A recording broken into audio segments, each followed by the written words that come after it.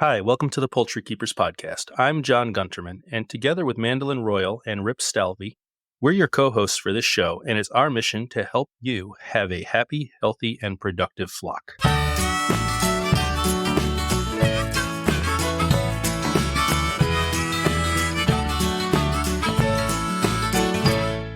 We've been talking about nutrition a lot, but I think one thing we need to touch on is where can folks get good nutritional advice?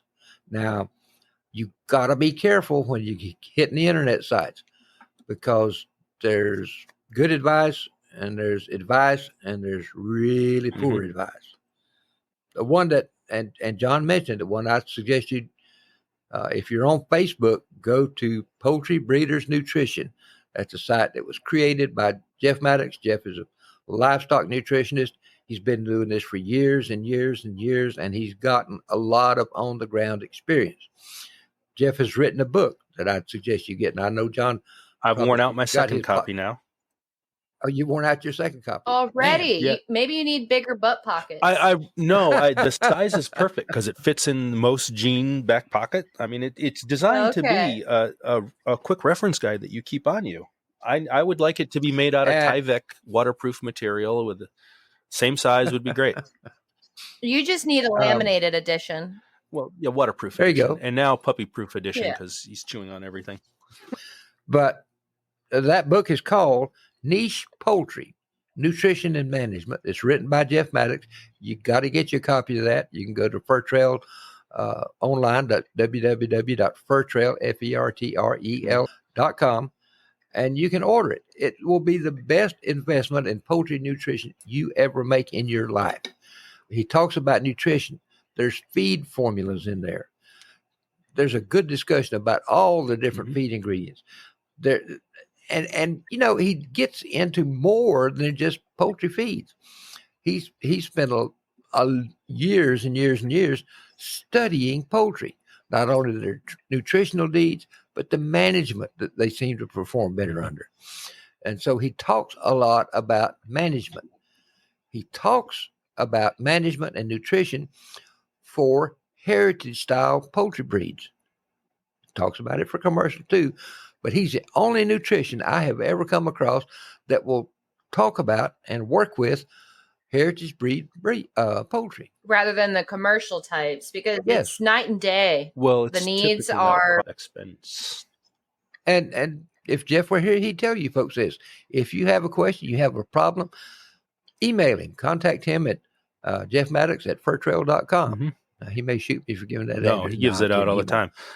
Actually, so a couple of, was it Rachel and Baylor and himself? I think it's just livestock nutrition at furtrail.com. And then he's got a whole team of people. You tell them where you live, give them your zip code or your USDA zone and what grains you have available or how you want to carry out your husbandry. And they'll give you a grain bill that's super easy to follow. Now I'm looking at, we're coming into winter and I've got to start changing my fat level and changing my oat level a little bit to keep my birds a little warmer in the winter. And then we're going to look at a winter layer specific formula for February and March. And just very slight changes to overall levels and the birds respond and you can really target your nutrition and save money. Never overfeed. It costs you money and you don't need to spend. Cost you big time. And feed grit. Grit will save you 10%. It'll get you 10 to 15% higher feed conversion ratio. Well, without it, you've already put this nutrition into your bird. Without the grit in the gizzard and the gizzard action to grind it and help extract that, they're just pooping out at least 10%. Yeah. And if you can increase that, you just save that much money. And it's the least expensive thing you can give them. What's your question, Mandy? So I see. This is going to... I was going to say, this is going to be a good one. I can tell you've been saving up. Well, I'm just listening to you guys go on. And I see a lot of questions online of people who raise dual purpose poultry and they want those gains and they want to get that table result. And some of them are swearing by feeding 26% protein, 28% protein, game bird feeds, and all of this stuff. But I want to say I heard somewhere that the birds cannot even metabolize that much. Yeah, they can't metabolize past, was it 24% or 22%? That's about it. 22, 24%. Well, there's a couple of and the rest inhibitors of that it, block that uptake. the rest of it's just coming out the backside. So those feeds are more expensive. And if you're wasting 4% coming out the backside, what's that difference? Is it because I know game bird feeds have a more complex nutrient content? The reason they're seeing more, but I should say, the reason they're seeing better results is because game bird feeds are higher in amino acids than regular chicken feeds. They're pumping up, they're buying more protein to bring up the amino acid levels. The only way to use raw protein to bring that up is to increase the levels rather than just add those amino acids, which is more expensive to do. So it's not the protein; it's the added density of the amino acids. And by comparison, the manure is going to be stickier and oilier. Oh, it stinks so bad. I've tried it. I mean, they're getting what they need, but they're getting too much. Yeah. And the other end, they have to eat all this protein to get their basic building blocks. So, and that game bird feed, you put game bird feed on the side of a feed bag, the price goes way up. Oh, it can be as much as $10 a bag or more. Well, I was raising quail on game bird starter, and I said, Jeff, can we do any better? He's like, oh yeah, easily. And now we've got him, waving his flag and tooting his horn over on Koternik's Corner and a couple of the quail sites because, everybody's overfeeding their birds in the quail world, and it gets really expensive because people usually tend to keep a couple hundred at a time.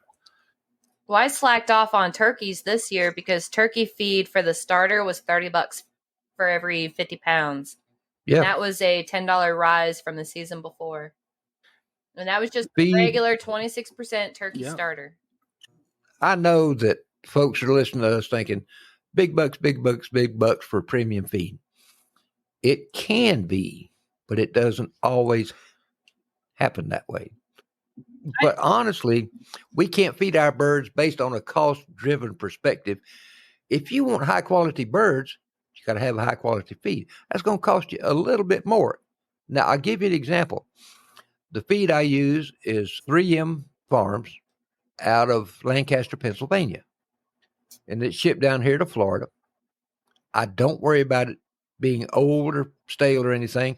The first bag I got was manufactured. It has a manufacturer date on the tag. Was manufactured 3 days before I bought it. Nice.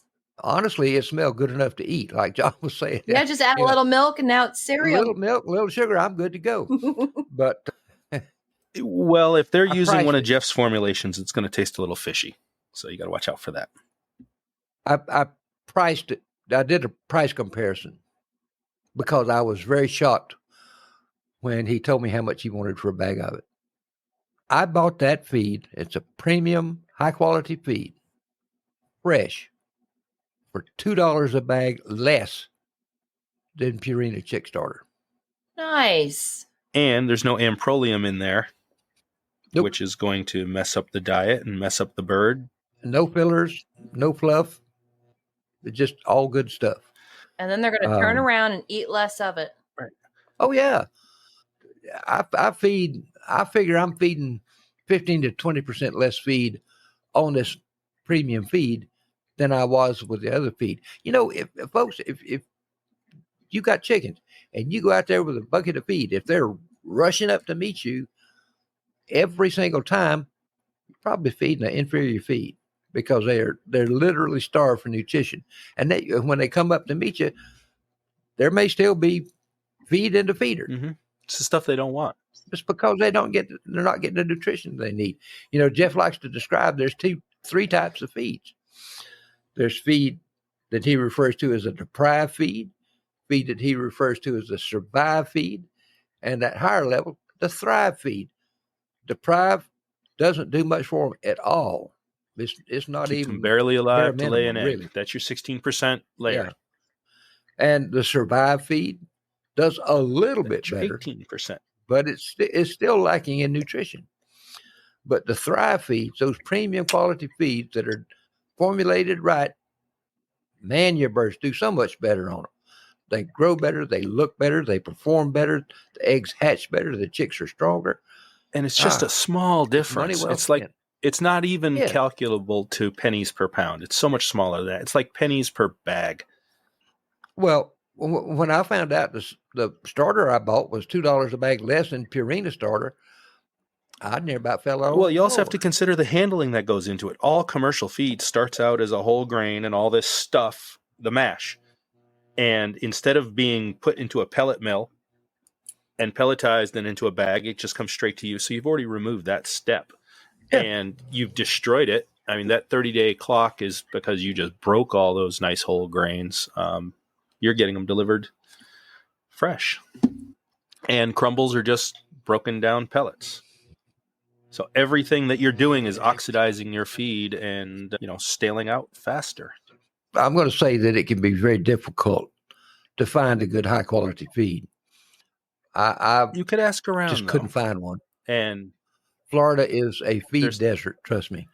Luckily you found somebody who's importing a great quality feed. And from what I understand, they're making this available to other poultry breeders in the area. As long as you want to drive out there and get it, he'll get it on the next pallet for you. I live in Lakeland. He's in Wauchula, an hour and a half drive from me. Well, he comes up to Plant City to the State Farmers Market. And he buys produce a couple of times a week. He says, well, I'll just bring it to you. So I don't even have to. I got a 15-minute drive to go pick up feed. And you met a new poultry friend. Yes. But, search, look, talk to other folks, find out what they're feeding. Look for folks that are feeding these high quality feeds. Ask them where they got them. Look in the yellow pages for the feed mill that's been there for 50 or 100 years. Those are the people you want to go talk to. Feed mills, they'll work with you, but don't come on strong to them because these are mom and pop operations and they're kind of set in their ways. But just my guy's definitely set in his ways. He's been doing this as a family business, since like the 1940s, maybe. Well, if you can bring in a feed bill like that, Jeff makes, or it's been looked over by somebody who knows what they're doing and say, hey, I'd like to see if I can get something like this to feed my chickens. I'm a breeder. I need everything to be fresh and highest possible quality. An experienced feed person will look at it and go, oh, okay, you actually know a little bit about what you're talking about because you're handing me something that I understand and recognize just by looking at the formulation, what you're doing. And sometimes you may be in an area like we are here in Florida where it's very, very difficult to find a high quality feed. I could find one, but it was a 3 hour or it's going to cost you. I mean, finding the right place that you sync with and you mesh with is also very important too. Yeah. But you may be able, and this is what Caleb did. He actually brought feed down here from Lancaster, Pennsylvania. He has it trucked in once a week because he raises a lot of pastured poultry for both meat and for eggs, not just chickens, but turkeys and ducks and geese and the whole 9 yards down there. But, maybe you can partner with somebody to get some feed trucked in. Now, there's going to be a minimum order, usually 500 to 1,000 pounds in most instances. And it's going to cost you a little bit to get it shipped in. But you're going to save money in the long run feeding a higher quality feed. So check into that. Just make sure you get an appropriate amount for what you're going to feed through in an appropriate amount of time. Yeah, don't overbuy. Yeah, don't fall into that trap. But other than that, it's great. Everybody wins. And if you're really up against the wall and you cannot find a good feed, then it's time to think about adding a feed supplement. And the one that I always recommend, and we've already talked about it, is the Fertrell Showbird and Breeder supplement because it'll actually take your feed and make it more complete. It will get it up to the nutritional levels, those optimum thrive levels, as Jeff would call it, to where they do really, really good. And I know we talk about Fertrell on here, and you think, oh, man, they're getting paid to do that. We don't make a dime off of mentioning Fertrell. Yeah, I still have to buy it at full price. I don't even get a coupon code. Yeah, I don't think he has coupon codes. But it's not where you want to try and save money. And between the breeder supplement and the NutriBalancer, you're going to get right where you need to be, even if you have to use a 16% off the shelf commercial bag. Reach out to Jeff or anybody in the Facebook group is like, this is what I've got. How much of this and this do I need to bring me to optimal levels? And it's usually like a teaspoon or a tablespoon per, some fixed amount, and you're good. I don't want to encourage people to buy that feed if they can avoid it, but you can supplement it. Oh, I think look, the best way to save money with your birds Postmaster's is to calling. I got eggs cereal. coming in. That's funny. Something we talked about earlier, I shouldn't say we talked about it, we touched on earlier, and that is predators. If you're just getting started in poultry, it's not a matter of if, but when. Because sooner or later, you're going to find predators going after your birds. Our biggest predators here that I have to deal with now are house cats, hawks, and the odd occasional coon. Statistically speaking, the number one predator is your own dog, and the number two predator is your neighbor's dog. After that, then it's wildlife. And where we are, we have raccoon, bobcat, possum, skunk, hawks, coyote, fox. Thankfully, no bear. You've got predators that will dig in to get to your birds. They'll actually tunnel under your pens. What I have found helpful is I put welded wire, 2-foot strip of welded wire down around all my pens. So that kind of prevents that digging in situation. Yeah, skirting helps a lot. One thing I do want to mention, though, for all of our urban flock keepers, we had a far higher predator load when we were in the city than we are now in the country. Where we are now, there's hardly any action. But when we were urban, raccoons were every single night, possums every single night, hawks all day, every day, because there's such a higher density of what they eat available in those urban settings. I would hazard a guess it's more dangerous to keep chickens in the city. Sure. Do you know why there's more in the city than there is? We've displaced them in their habitat. The biggest single cause is folks leaving out dog and cat food overnight. And chicken they food. bring them in. And the moment that food is gone, they start looking for other opportunities. And if you're supplementing your feed with things that usually has a fish product, and those raccoons and other scavengers really love fish protein, it'll draw them in. So I try not to feeders overnight, try to empty them. They're just going to call in predators and scavengers. So, we talked about the dirty diggers that come after your birds.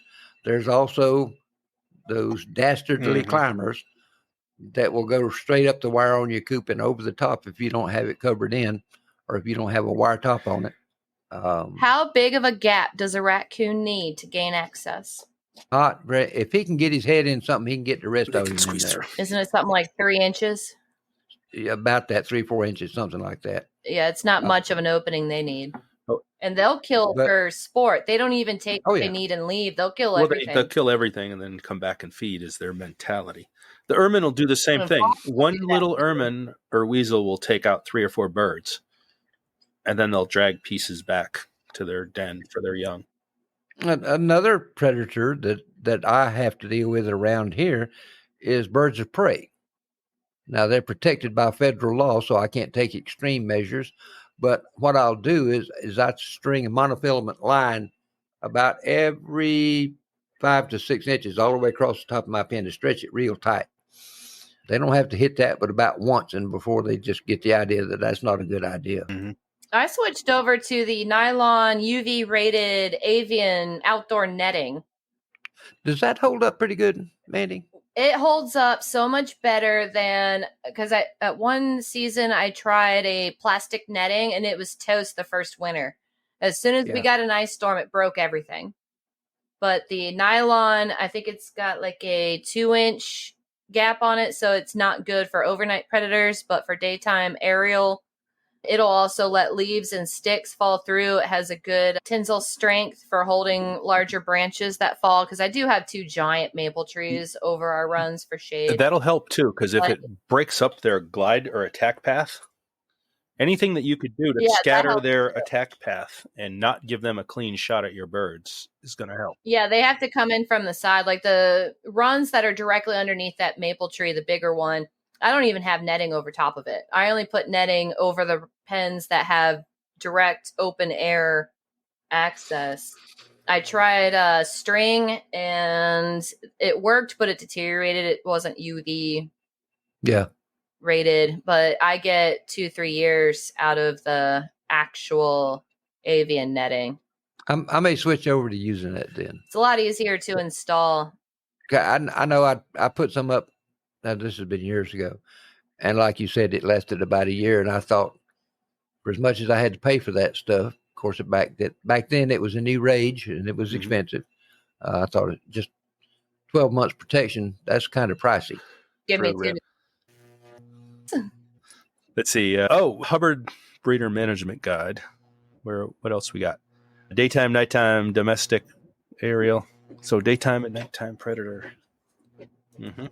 So we got aerial predators. We have eagles and what's that big owl? The one that hit me in the head that night. Great horned owl. Yeah, it was up in a tree directly above my poultry yard. And it swooped down one night and hit me in the back of the head, but it never messes with my chickens yet.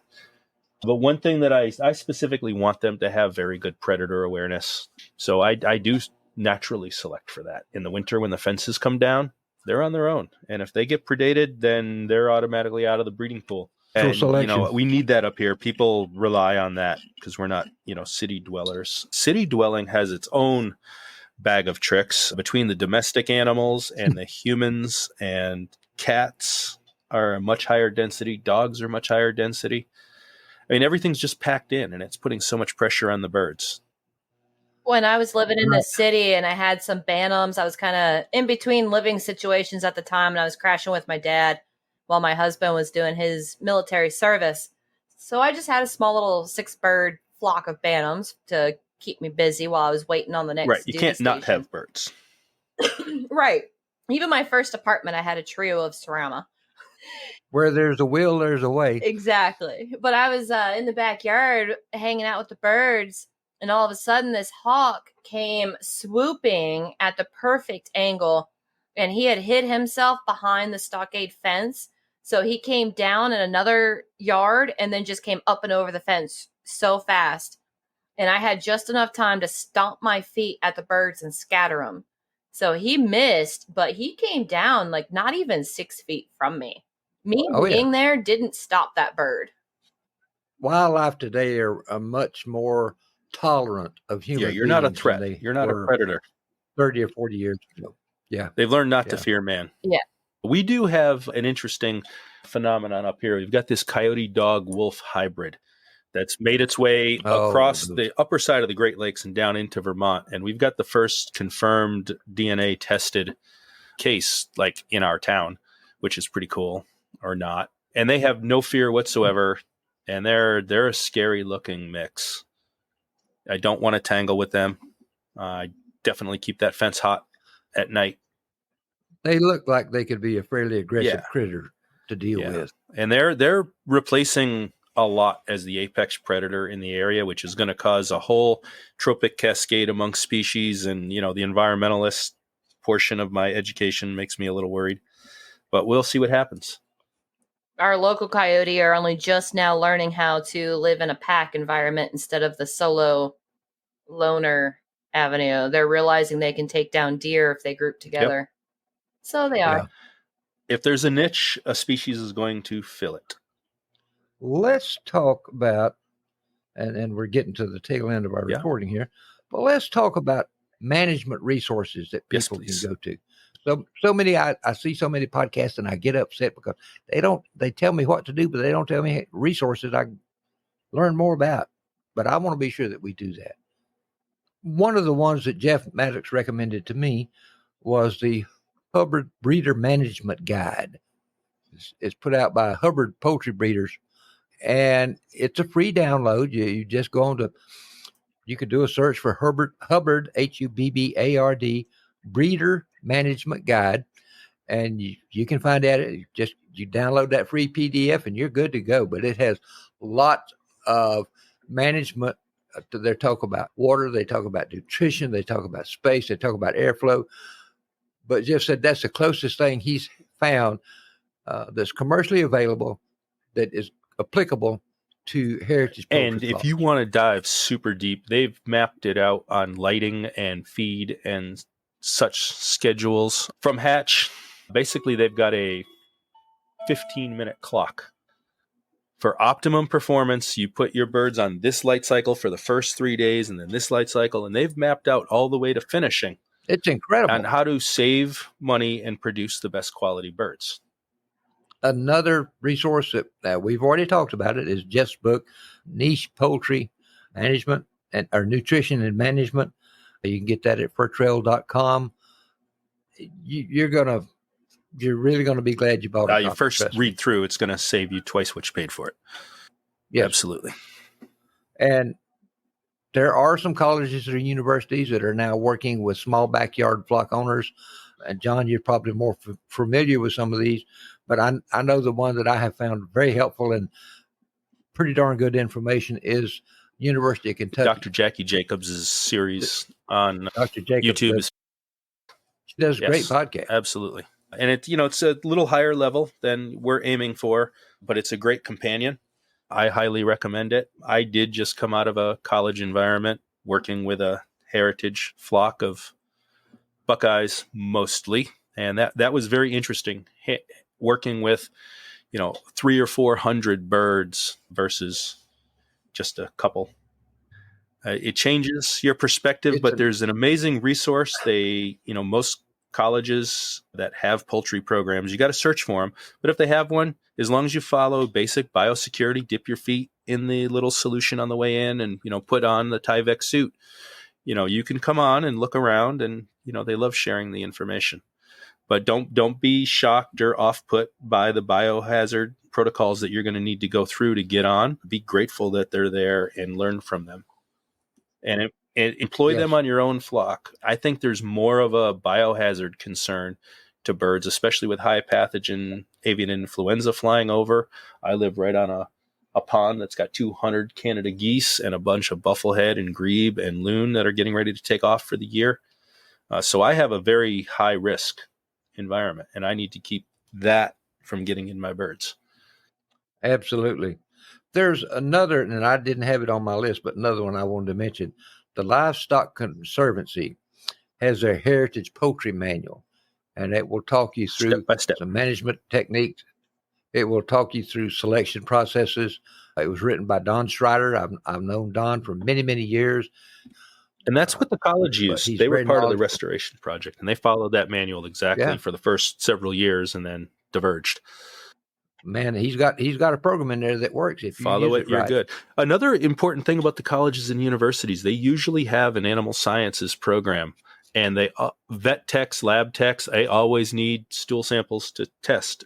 So see if somebody around has it, send your samples in, have them test for the various things, but don't just get a positive, negative, get an actual count on the fecal floats and establish a healthy level, or get a microscope and learn how to do it yourself. It's not hard. It's not disgusting, and it's actually pretty cool. But the colleges and universities usually have. I've got a microscope. It's not hard to make a wet mount and count. As soon as you know your colors and shapes of what you're looking for. Folks, don't be alarmed if you see a few oocysts or the occasional worm or so. That's normal. You want to see that. Like Jeff Maddox says, I think if I was to do a fecal float test and I didn't find something, I would be alarmed because I was thinking I got a bunch of chickens about ready to die. Well, that's why I said don't ask for a positive or negative. Get a count. Establish your healthy level, and if it starts to raise or fall from there, it's almost always a husbandry practice that needs to be cleaned up. Oh, we haven't even touched on the subject of internal parasites really much at all. Oh no, that's maybe another episode or 3 or 4, because it's all about husbandry. Yeah, that would be a good thing to bring Jeff Maddox on to talk about. Yeah, well, he's got a busy schedule, but I bet you we can borrow him. A little bit is totally normal, even encouraged as part of maintaining their immune function. The overloaded instances, when it deteriorates the bird, it's 9 times out of 10 a secondary problem to a bigger problem elsewhere. Yes. Well, and the other thing about the universities that we didn't really touch on is some of them are going to have a lab who can help you out if you need further diagnostics. Like if you're losing birds and you can't figure out why, sending them samples can get you some answers that is a little more economical than sending them to like a professional lab, because the students need to learn how to do that stuff too for whatever profession they're going to go into. But check out their lab programs and see how they can help. Or you can invite them over for field trips. I'm working out a field trip because they can't do it at the local college campus for various reasons, but I need it to learn how to do it. So I'm inviting some 200 level animal science students out to practice caponizing as humanely as possible. You're going to teach them on cadavers first or go live? They're going to teach themselves. I'm just the facilitator. Another things that for resources people might check into, a lot of times your state Department of Agriculture will do some testing for you. In Ohio, we have the Ohio Poultry Association. Well, everybody should look at getting NPIP certified, whether they plan on shipping or not. Most states will send an inspector out and blood test your chickens for all the important diseases and give you a 2 thumbs up and a high five, and you're done. And a lot of states don't even charge for it. There's no cost for that here in Florida, not even for the AI. In Ohio, it's $75. Regardless of flock size. Awesome. Correct. Flat fee. Yeah. So whether I have 50 birds or 200 birds, they do a percentage of the flock for the same price. And all it is checking some boxes that you're performing good husbandry practices and your birds aren't infected. I love our tester. He's a bird nerd through and through, and he is absolutely ecstatic that his day job has him at a different flock every day of the week, all year long.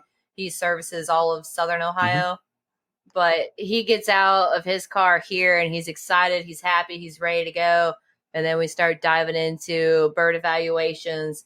One season, he told me my birds were too fat. He was having a hard time hitting the vein in the wing when they do the blood test. And he was like, you need to put these birds on a diet. And I'm like, really? Why? And he showed me exactly what obesity looks like without having to open that bird up. And I was like, yeah, I see it. You're right. Okay. But coming from a totally different perspective, but the same diagnosis, I think you're gonna get the answer no matter how you look, as long as you look. Thank you for joining us this week.